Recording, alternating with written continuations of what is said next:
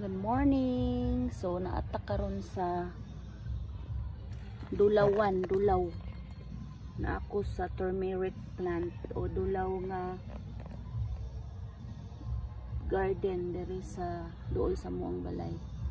So manguha na pug ko og dulaw kay sa isa ka semana mo inom ko kaduha sa wapay kaon. So mo inom ko ani o duga niya o juice sa dulaw twice a week, every morning kung wala pa ko'y kaon. So manguha ta. So daghan kay siya bunga guys, anang bunga unod. So nang lutaw ang iyang unod guys. So manguha tag unod.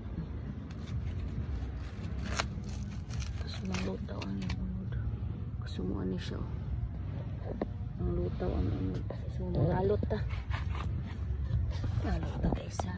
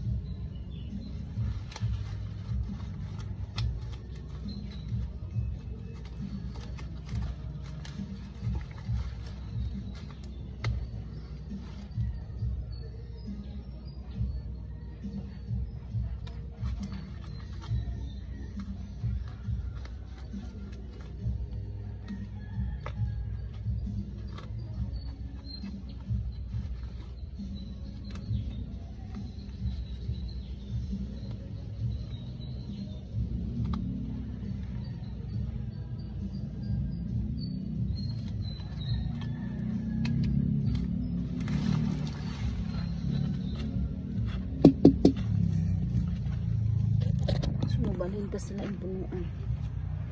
Daghan sila diri. Daghan diri nga punuan sa dulaw. Kani siya ginatanom ni siya sa una pa niting init. Pagkating ulan na nanulpos, so daghan na kayo siya o unod. Diri na puta mga tawan ng gimaw. Ang gimaw siya nakaikwaon. Gimaw. Yan laki ko ang iso. Sungion rin iso. Hindi mo ora.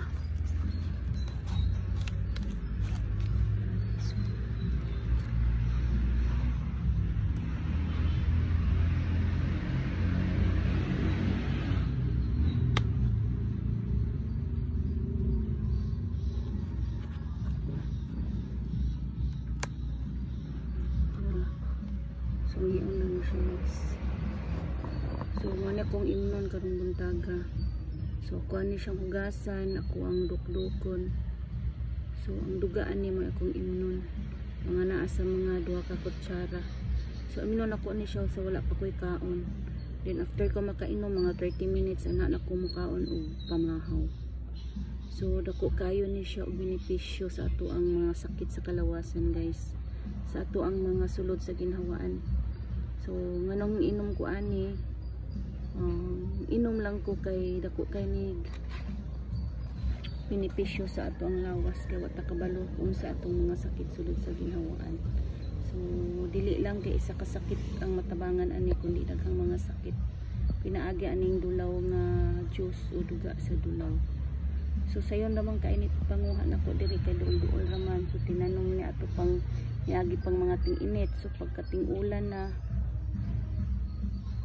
morning daghan na kayo siya o kuan unod nangunod dali ramang guni siya mangunod guys. So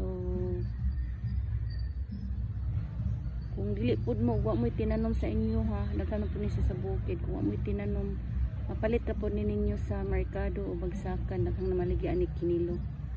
So ako mas papor man ko diri kay naami tanom and presko pag kaayo mo nang dukdok na ko daghang kay duga.